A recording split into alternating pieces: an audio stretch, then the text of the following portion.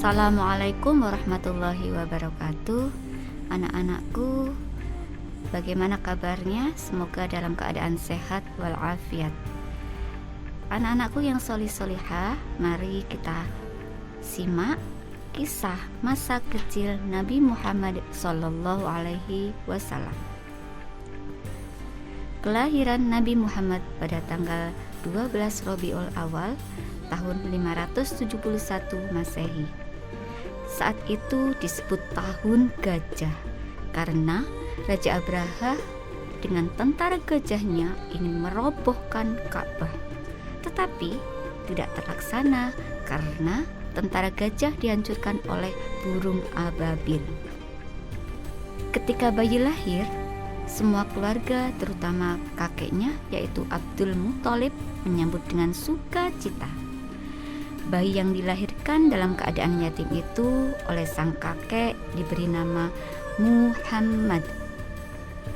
Semua penduduk Mekah merasa heran dengan nama tersebut karena belum terbiasa di kalangan mereka. Dari mana nama itu?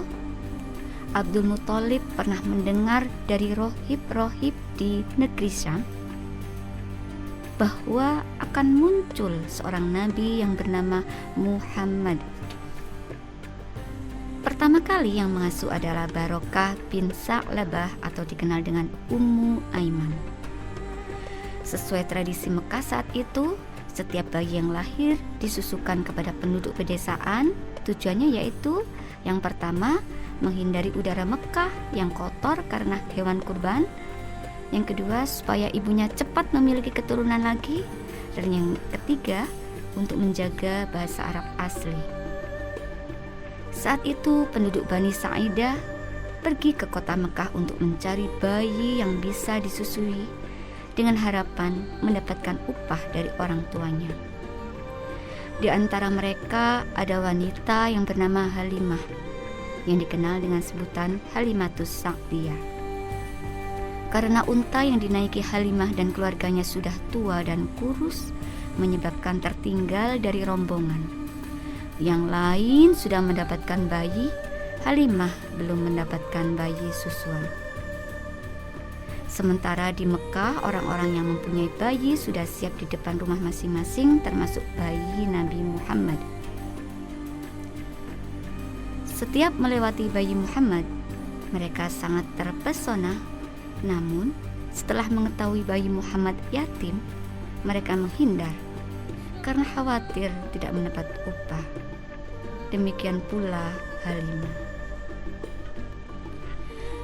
Setelah berkeliling-keliling selama 3 hari tidak mendapatkan bayi susuan, suami Halimah mengatakan, "Bagaimana kalau kita mengambil bayi Muhammad kemarin itu?"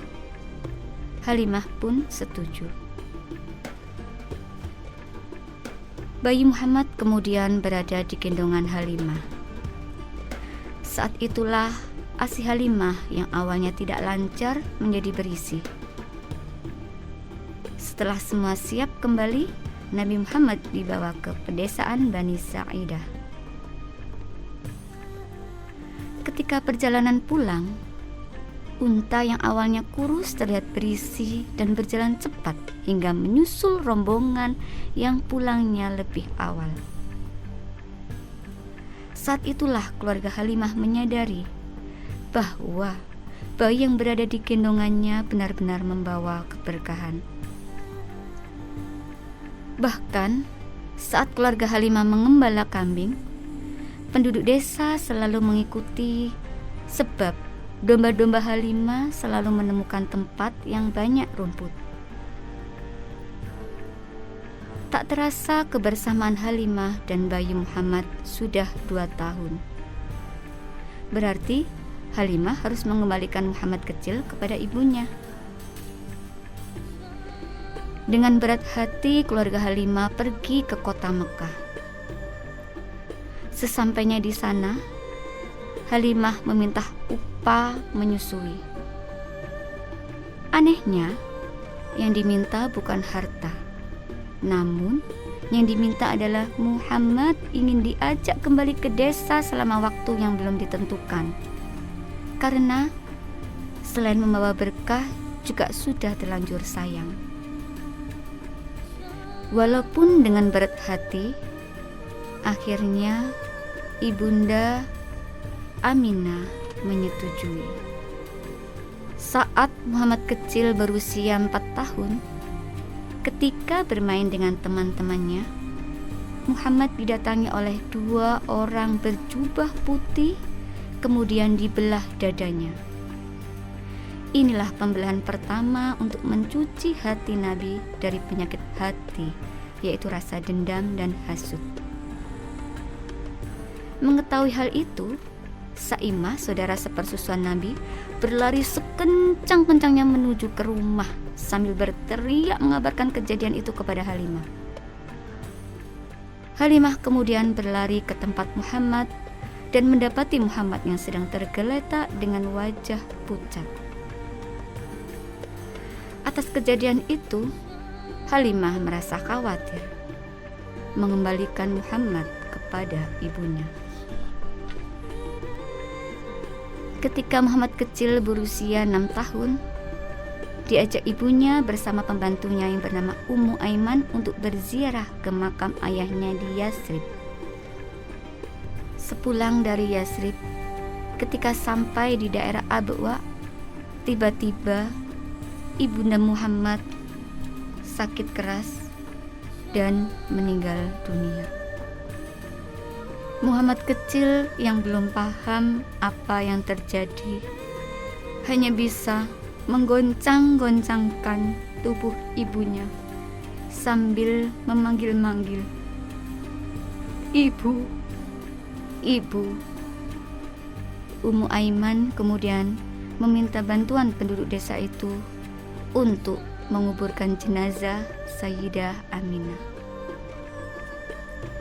Kemudian Muhammad kecil bersama Ummu Aiman pulang ke Mekah.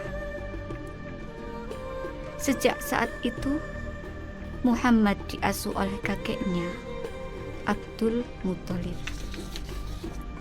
Saat Muhammad berusia 8 tahun, kakeknya meninggal. Pengasuhan Muhammad beralih ke pamannya, yaitu Abu Thalib. Abu Thalib dan istrinya sangat menyayangi Muhammad hingga melebihi kasih sayang kepada anaknya. Ketika Muhammad berumur 12 tahun, Abu Thalib ingin kembali berdagang ke Syam. Namun, Muhammad kecil tidak mau berpisah dengan pamannya. Melihat Muhammad yang menangis terseduh-seduh, ingatan Abu Thalib tertuju pada ayahnya Nabi yang tak lain adalah saudaranya. Merasa tidak tega, Abu Thalib mengajak Muhammad untuk berdagang ke negeri Syam. Sesampainya di pinggiran kota Syam, seorang rohib melihat ada awan yang selalu mengikuti rombongan dagang itu. Maka rohib menyuruh utusan untuk mengajak rombongan dagang Abu Thalib singgah di rumah rohib. Saat singgah, Muhammad disuruh menjaga barang dagangan di luar oleh pamannya. Rohib bertanya kepada Abu Thalib, "Adakah rombongan yang tertinggal?" Abu Thalib menjawab, "Tidak ada, Tuan." Rohib berkata, "Tetapi aku tidak mendapatkan orang yang aku cari." Abu Thalib pun menjawab, "Hanya anak kecil yang kami tugasi menjaga barang dagangan kami." "Ajak dia masuk," minta rohib kepada Abu Thalib. Melihat kedatangan Muhammad, rohib terpana dengan fisik Nabi. Kemudian ia bertanya kepada Abu Thalib, "Apakah kalian dari Mekah?" "Benar," jawab Abu Thalib. "Apa hubunganmu dengan anak ini?" rohib bertanya. "Dia anakku," jawab Abu Thalib. "Anak kandung?" tanya rohib. "Bukan, dia adalah anak saudaraku yang yatim sejak dari dalam kandungan," penjelasan Abu Thalib. Rohib menyingkap pundak Muhammad, nampaknya mencari sesuatu, dan ternyata Di pundak Muhammad terdapat tanda lahir. Rohib menyampaikan kepada Abu Thalib, "Menurut kitab kami, keponakanmu memiliki tanda-tanda kenabian. Oleh karena itu, jangan sampai masuk ke kota Syam, sebab sangat berbahaya bagi keselamatannya." Mulai saat itu, Abu Thalib berjanji tidak akan berdagang demi menjaga keselamatan keponakannya, walaupun kekurangan karena tidak mempunyai penghasilan. Melihat keadaan ekonomi pamannya, Muhammad remaja berinisiatif untuk membantu dengan cara mengembalakan kambing milik penduduk Mekah dengan upah segenggam kurma setiap harinya. Suatu saat, ia menggenggam kurma hasil upah mengembalikan domba.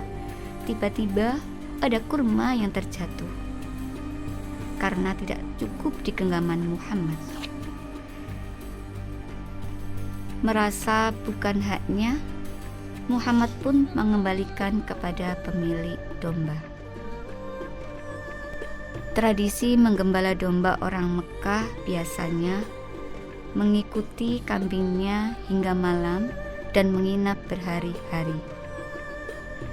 Suatu malam, saat menggembala domba bersama teman-temannya, Muhammad ditawari salah satu temannya.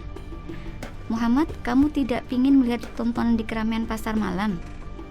"Enggak," jawab polos Muhammad. Temannya kembali merayu.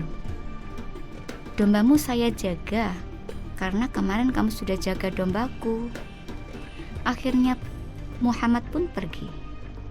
Sebelum sampai ke pasar, ia beristirahat sejenak di bawah pohon. Tiba-tiba Muhammad mengantuk dan tertidur sampai matahari terbit. Merasa panas, Muhammad terbangun dan kembali ke tempat kambingnya. Kejadian ini berulang hingga 2 kali. Muhammad tidak pernah melihat keramaian pasar malam di kota Mekah. Dan Muhammad tidak mempunyai keinginan lagi untuk melihat keramaian tontonan di kota Mekah saat malam hari. Pekerjaan menggembala domba ini dilakukan Muhammad hingga menginjak dewasa. Demikian kisah masa kecil Nabi Muhammad SAW. Silahkan kisah ini disampaikan ke semua teman-teman ya. Apa saja hikmah dari kisah masa kecil Nabi Muhammad SAW?